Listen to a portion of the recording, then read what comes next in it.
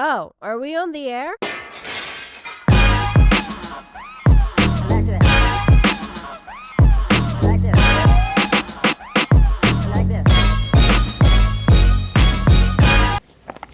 Hey gang, today I'm going to talk about the progression or the evolution, if you will, of your draw shot.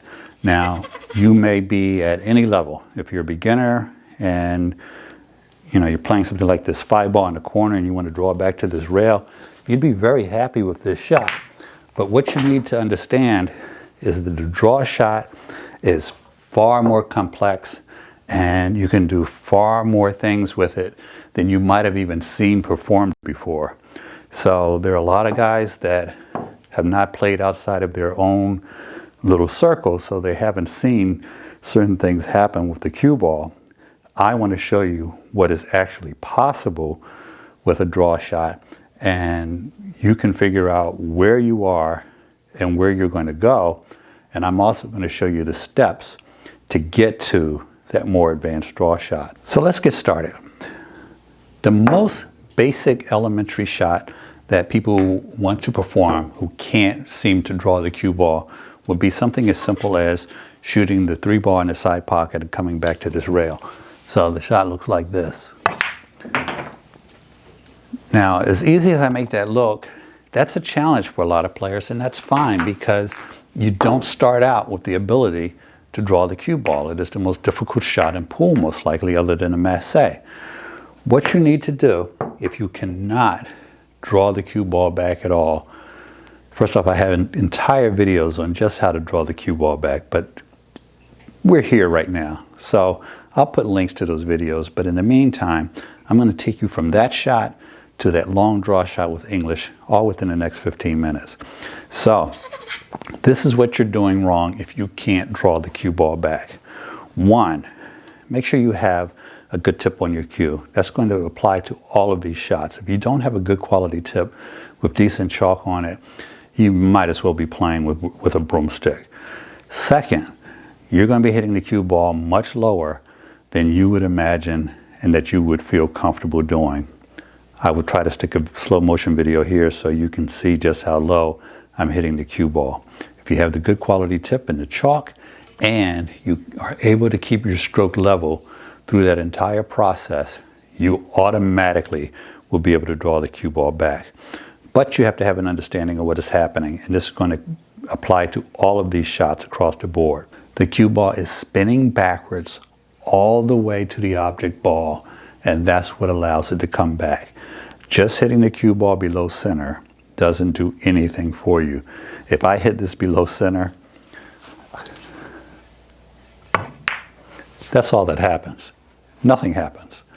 But if I hit it below center and it's spinning backwards its entire trip to the pocket, then this is what happens. You can draw it back. So guys, you will see in the comments all the time when we talk about draw shots, somebody is going to say, you don't have to hit it that hard. They'll even accuse me of hitting the ball too hard. What they don't realize is that I'm doing things with that cue ball that might require more energy than they realize, like adding English to that shot, or anytime you add English, left or right spin, to a shot when you're shooting draw as well.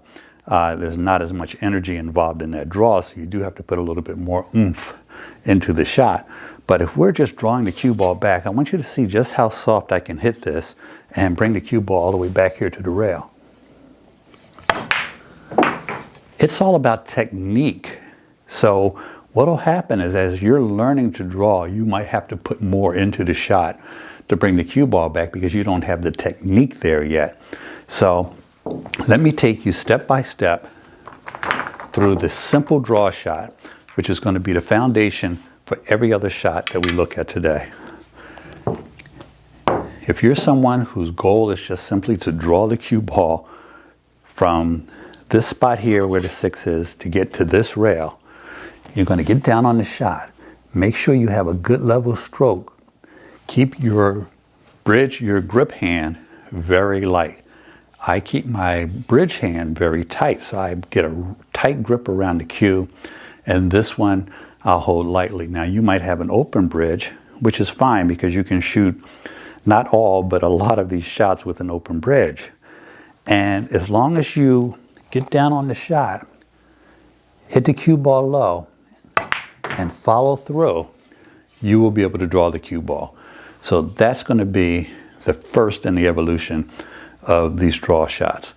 Practice that. If you're miscuing, you're hitting it too low, or you're dropping your shoulder or your elbow. I naturally drop my elbow during my shot.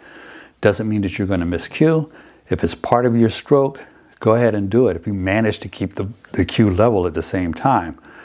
But not having that cue drop during your stroke is going to be key in making sure you don't miscue. But you're going to be hitting the cue ball a lot lower than you would imagine. We're not talking about a tip below center. We're talking about as low as possible without miscuing. And you can see just how soft you can hit the ball. So the next stage in your draw shot is going to be to be able to make the cue ball come backwards with precision. When I say precision, I'm talking about making a shot, a longer shot, while you're drawing the cue ball back. Because playing the 9 ball in the side pocket and playing the 9 ball in that corner pocket, they're totally different shots. So what I want you to be able to do at this stage, which we'll call stage 2, is say you're drawing the cue ball back just about where the 3 ball is, but now you're shooting a more difficult or a longer shot. Same thing applies. You've got your grip, you've got your light grip on your stick in the back, you've got your nice tight bridge, or you've got your open bridge. We'll shoot it with the open bridge just to show. And you're going to follow through, and the cue ball is going to come back. And the only difference between those two shots is now you have to be a little bit more accurate because the cue ball is further away from the object ball. What you're going to be able to do as you get this shot down is you'll surprise yourself. You'll get down on this shot even with greater distance and be able to draw the cue ball back and make that shot at the same time. So the second level of that draw shot is not just a short draw shot, but a longer shot with accuracy. Because accuracy, if you don't make the object ball, it doesn't matter that you managed to draw the cue ball back. Okay, so let's look at level 3. Level 3 is going to be your ability to draw the cue ball back with control in short distances. Now, why is this more difficult than the first 2 shots?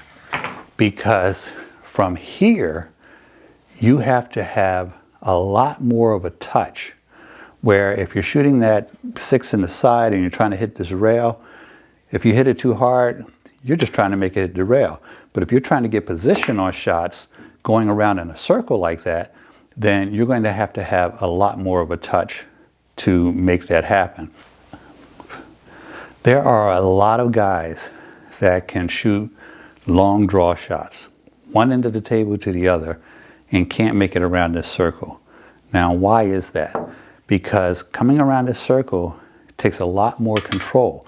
It is more difficult to get position from that 3 to that 8 than it is to just draw the cue ball back the length of the table. So if you get your draw shot down to where you're using finesse as opposed to power on the shot, you'll be able to go around this circle, regardless how far the balls are apart, and get position on the next shot. Now, none of these shots required any English at all. All they required was an understanding of the angle and a good soft stroke.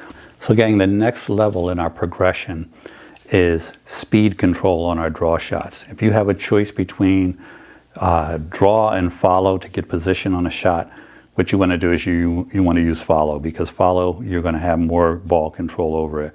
But there's some situations where we don't have a choice. Now, these balls are roughly about 4 inches apart, and we need to get position on this 6 ball. There's a ton of guys that can draw the cue ball the length of the table and go all the way down here, but they can't draw the cue ball back exactly 22 inches and get position on a shot like this. They just never developed the speed control. So at this level, what you're going to do is develop that speed control. So this is your next spot in the progression. Now, while I'm shooting the shot, I'm going to visualize where I want my cue ball to be. If I can't see it in my head, I'm not going to be able to perform it. I have, as we said, about a 4-inch gap that I'm going to be shooting in. So when I'm down on the shot, even before I get down on the shot, I visualize the cue ball coming off the 3 and landing in that area so that I can get on the 6. So the shot looks like this.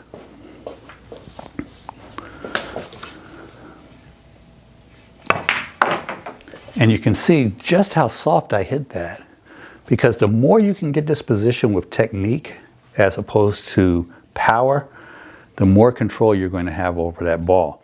Now, I am not quite straight in, but I'm on this side of that 4-inch gap. So what I'm going to do is play the 6 ball, but I'm going to nudge the 9 out of my way so I can get position on the 8.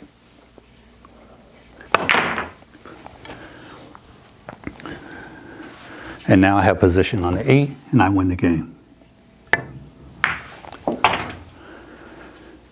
So precision and speed control are key at this level.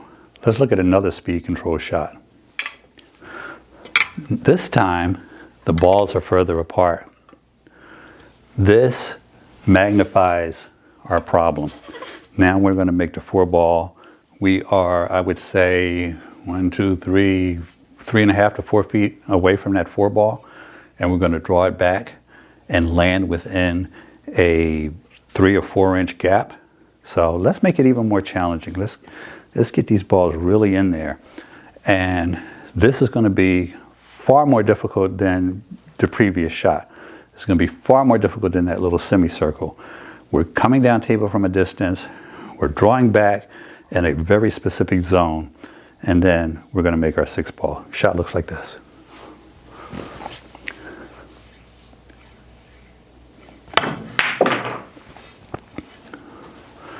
We come down, we land in our gap. We shoot our same shot, break up the cluster, get that 9 out of our way, make his 10 ball. Somebody needed to make it for him. And we're out. So it takes a while to get to those shots. The speed control on the ball where they're close together, not easy. From a distance, much more difficult. But shooting a 5 or 6 foot draw shot and drawing the cue ball back exactly 30 inches or whatever the magic number might be is not going to be something you're going to be able to step into. So if you don't have this in your game and you've got everything else that we've covered so far, work on your speed control. Let's look at the next shot.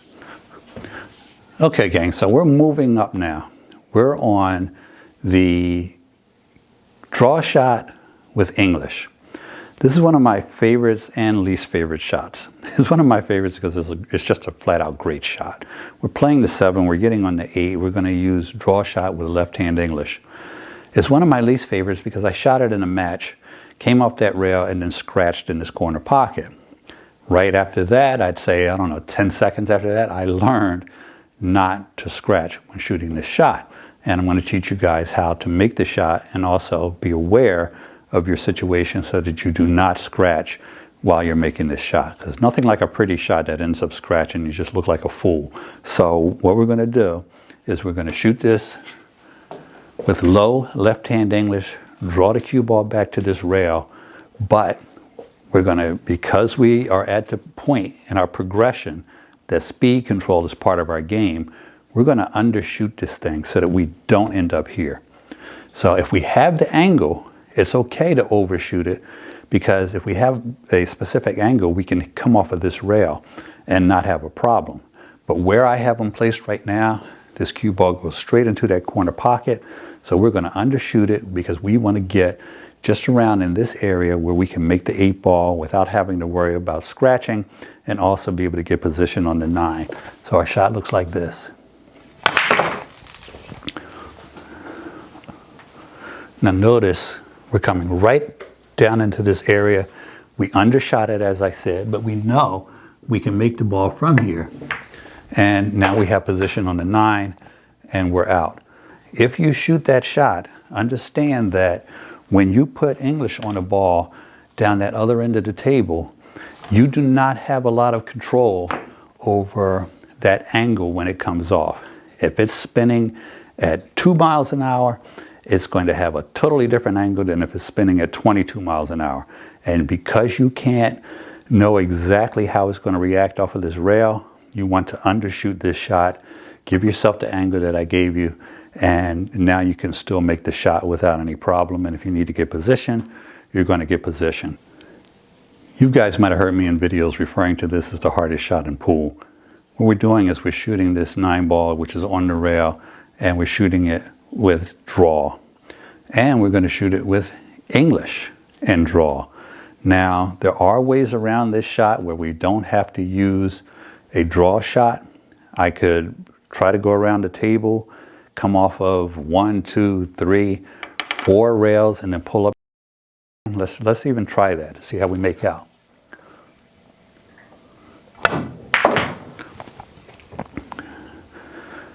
Didn't work out well for us. So let's look at another option.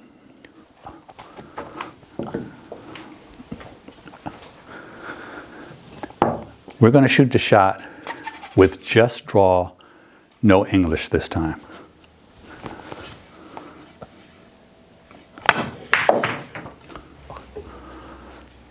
Not that great. This time, we're going to shoot it with draw and left-hand English.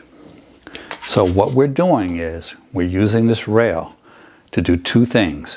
One, to give us an angle because we're going to put so much spin on it, it'll come off the rail with spin. And also to help us get back down table. This is what makes this shot easier than drawing the cue ball back when the object ball is just there. If I said draw it back here and it's not on that rail, or you don't have access to that rail, it's a much more difficult shot than if it's actually touching the rail. That rail is going to help you look really cool when you draw this back. So even if you don't have this 5 or 6 foot draw shot, you will have it when you start applying English to it, as long as you're able to make the shot with the English. So let's shoot the shot with left-hand English.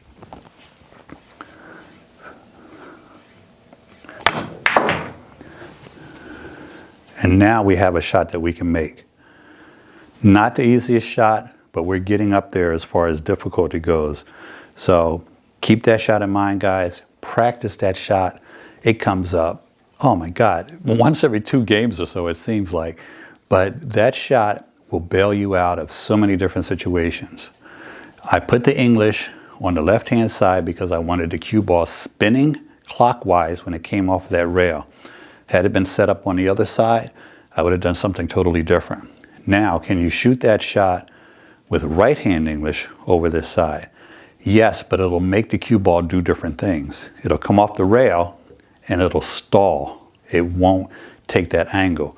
The way I shot it, it is spinning clockwise and it comes down and it hits the rail and doesn't take that wide an angle as it comes off of there. So keep in mind, if you are going to shoot these shots with English, you're going to have to be precise in your ability to make the shot, and you're going to have to decide exactly what I want this ball to do after it comes off of that rail. Because if it's going to come off a different rail, remember that the English is going to be counter. If it's spinning clockwise, it's going to come off this rail and stall. If it's spinning counterclockwise, it's going to come off of this rail and pick up a sharper angle. So keep that in mind. Difficult shot, but something you should have. Now we're getting to a couple of the more difficult ones. You guys remember the acid test, where I put balls along the center of the table, put the cue ball behind the head spot, and play the balls in that corner pocket, and draw the cue ball back to this rail. I call it the acid test because it's hard to make the shot if you do anything wrong. If you don't have a straight stroke, if you don't follow through, if you have the wrong grip, if you have a bad bridge, any of those things will cause you to miss that shot. So that is not necessarily the next level in our progression, because if you could make the draw shot that we talked about before, where we had to get into that small window, then you can make that acid test shot. Because this is, 4 feet from this rail, because it's an 8-foot table, you're only about 2 feet from that ball. It's basically the shot where we played the ball in that corner and got position on the 6 ball. So the next level of your progression is to move that ball out even further. So now on an 8-foot table, we are 1, 2, 3, 4 diamonds away, and we want to bring the cue ball back here. If you cannot perform this shot, of course you're not at this level yet, but these are the keys. Tell me if they sound familiar. Visualize your shot. Get down on it with a good tight grip if you have a closed grip. If you have an open grip, you're going to have to be precise in your stroke. Keep your grip hand loose. Follow through and keep the cue as level yet low as you can, given the situation. Let's shoot the shot. It looks like this.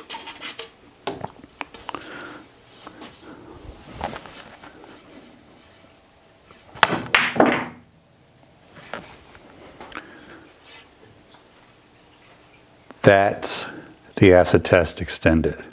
Again, practice the acid test, because I'm going to shoot 50 of those a day. It's just a great drill. But start moving that cue ball out further and further. There's a lot of you high intermediate players who do not realize how far you can draw the cue ball because you never tried it. So gang, here we have a similar situation, except this time our cluster is a little bit further away and is further to the right hand, to my right hand side. So we're going to shoot this in that corner pocket with low left hand English, spin it off of this rail and break up that cluster. Now this brings special problems on its own, which we're going to talk about after the shot and how you can go about solving those problems. So we're getting down on this shot with low left hand English.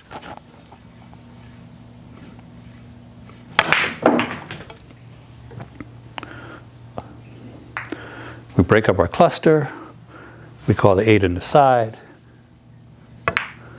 and we tap it in. Now, what are your special challenges? When you are shooting a draw shot that long and you're putting English on the cue ball is using some of its energy to spin. It's also using some of its energy to spin backwards. So the same shot that brings it straight back and straight up is different as far as the amount of force you need to put through it, the amount of follow through that has to be there in order to make it work. So that's one of the things. You have to have a good stroke, you have to have a good follow through. I don't care if you drop your shoulder, your elbow, and get on your knee. As long as your cue is straight and it's going through that cue ball and it's got good follow through, you're going to make this shot. But there is another obstacle. Now I'm putting spin on the cue ball, which is going to throw the object ball to the right. The left hand spin is going to throw the object ball to the right. So how do you adjust for that? If you are at the level that you're shooting a long draw shot with English to come in this direction, and by the way, this is very similar to the shot that you saw over there, just everything is far more difficult. The shot is 2 times longer. We've got a very specific target as opposed to a zone. So it's very similar to that shot, but you can see where it is on our list as far as difficulty goes. So if you're at the level now where you're shooting this shot at this distance with English, you are compensating for the use of English. So if I tell you I'm aiming for that diamond because I'm going to throw the cue ball that much to the right-hand side, I'm going to throw the object ball that much to the right-hand side, I'd be lying to you. If I got down on the shot and paused everything right here and looked at where it was actually going to hit, yes, it would hit that diamond without the English. But I'm not thinking about it. You should be at the point where you're shooting these long shots with English instinctively instead of consciously when you get down on the shot. If you have to think to yourself, I'm aiming for this diamond, or I'm aiming here, or I'm aiming there, you're going to have a problem with this shot. So this comes much later when you've been shooting shots with English and you're accustomed to throwing the object ball to the left and the right with the amount of English that you're applying. So if you look at all your obstacles, you got to make the shot. That's obstacle number one, making a shot down table. I've had guys see me shoot these in videos and they say, oh, you can't make that on a gold crown. I got good news for you. I make them all day and night on gold crown tables. What happens though is if the pockets are double shimmed, if you got a super tight pocket or something like that, it does become a lot more difficult. There's no question about it. But on most standard tables, you guys, from most angles, especially, cue ball and the object ball are out here, you're going to make this shot. It's just going to take some practice. So making the shot, obstacle number one. Making the shot with all that spin on it is obstacle number two.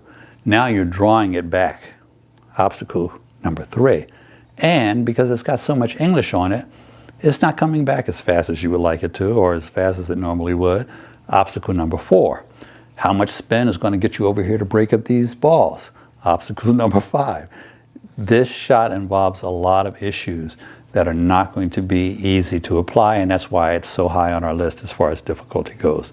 Now, I've got one more shot for you that's going to be even more difficult, and let's see if we can pull it off. So tell me guys, what do you think of this shot? I need to get on the 8 from the 6. What we're going to do is we're going to shoot this with low right hand English. We are going to cut the 6 ball in that corner pocket. We are going to have to adjust for the throw of the 6 ball. We're going to have to draw the cue ball back, not down here, but off this rail. And we're going to have to do it with enough energy that the spin brings us down here so that we have an angle to make this 8 ball. The shot looks like this.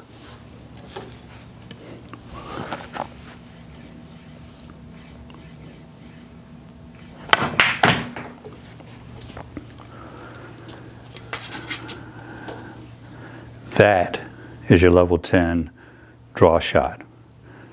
You got a cut angle, you're coming off a rail, you're using English, and you're drawing the cue ball back a distance. When you've gotten all the other shots in place, you'll be able to make that shot. Some of you may be able to make it today. If you can't make the shot with that much of an angle, give yourself less of an angle and try to make it. But that cue ball is coming backwards. It's defying everything it wants to do. It doesn't want to come backwards. It doesn't want to come to this rail. You're forcing it into this rail. It certainly doesn't want to come from this rail in almost a horizontal manner and come down here. So you're putting a lot on that ball. You're going to need to have good follow through, good stroke, accuracy, because you're shooting a cut shot now at distance. And you're going to have enough energy on it so that it doesn't stall when it gets over here to this rail. So that's the evolution of the draw shots. Hit me in the comments. Let me know where you think you stand as far as that progression goes. So thanks for watching. Don't forget to subscribe and hit the notification bell as well so that you know when we post a new video. Have a great day. Oh, it's Andrew Dice Clay. This Brian guy's too much with the videos and all. If you're not good by now, you must not be watching close enough, you know what I mean? Oh!